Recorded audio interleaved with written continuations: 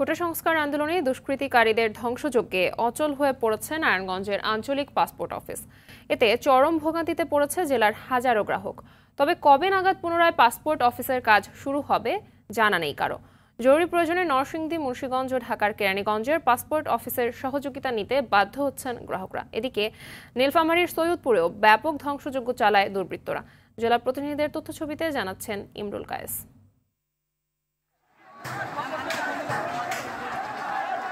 শিক্ষার্থীদের শান্তিপূর্ণ কোটা সংস্কার আন্দোলন 18 জুলাই দুষ্কৃতিকারীদের প্রবেশে রূপ নেয় ধ্বংসযজ্ঞে। আন্দোলনকে পুঁজি করে দেশজুড়ে চালানো হয় ভাঙচুর, করা হয় অগ্নিসংযোগ। 18 জুলাই রাতে নারায়ণগঞ্জ আঞ্চলিক পাসপোর্ট অফিসে হামলা, ভাঙচুর ও অগ্নিসংযোগ করে একদল দুর্বৃত্ত। এতে পুড়ে যায় অসংখ্য তৈরিকৃত পাসপোর্ট, কম্পিউটার সহ গুরুত্বপূর্ণ নথিপত্র।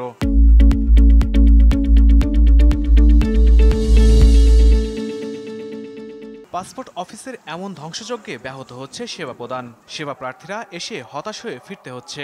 আমার পাসপোর্ট আসলে হয়ে গেছে, নিতে আসছিলাম, এসে দেখলাম যে এখানে অফিস পুরো একবার ছাই, অফিস বন্ধ। আমার অনেক ভোগান্তি, কেন আমার তো জরুরি পাসপোর্ট দরকার। সাধারণ জনগণ আমরা এই ভুক্তভোগীর জন্য আমরা কাকে দায়ী করব? ক্ষতিগ্রস্ত পাসপোর্ট অফিসের গ্রাহকদের সেবার জন্য বিকল্প কথা জানান এই কর্মকর্তা। থানা ওয়াইজ কতুল্লা নারায়ণগঞ্জের যাবে কেরানীগঞ্জে, সোনারগাঁ আরোগ্য তারা যাবে নরসিংদী অফিসে, আর বন্দর সিদ্ধিরগঞ্জ তারা যাবে হলো মুন্সিগঞ্জ অফিসে। তারা পরবর্তী তাদের কার্যক্রম যেগুলো সম্পন্ন হয় নাই, পাসপোর্ট প্রিন্টে যায় নাই, ওই কাজটা সম্পন্ন করার জন্য তারা যাবে ওই থানা ওয়াইজ ওই অফিসগুলোতে গেলে তারা সেবাটা পাবে। সরকারি বেসরকারি বিভিন্ন স্থাপনায় ক্ষতির পেছনে দায়ীদের গ্রেফতারে অভিযান চলছে বলে জানান এই কর্মকর্তা।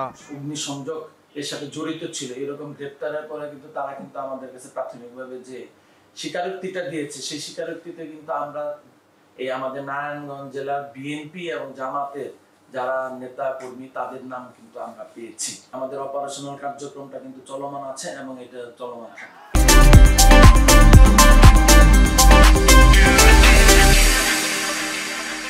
এদিকে নীলফামারীর সৈয়দপুরে কোটা সংস্কার আন্দোলনে পুড়িয়ে দেওয়া হয় পুলিশ বক্স, মোটরসাইকেল। ভাঙচুর চালানো হয় রেলওয়ে পুলিশের গোয়েন্দা শাখায় ও পুলিশ সুপারের কার্যালয়ের প্রধান ফটক সহ বিভিন্ন সরকারি বেসরকারি স্থাপনায়। আহত হয় বেশ কয়েকজন পুলিশ ও গণমাধ্যম কর্মী। সরকারের সম্পদ না, জনগণের সম্পদ।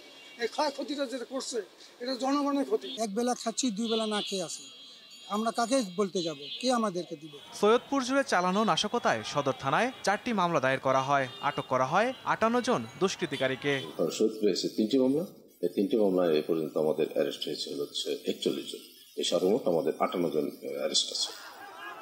ইমরুল কায়েস, RTV।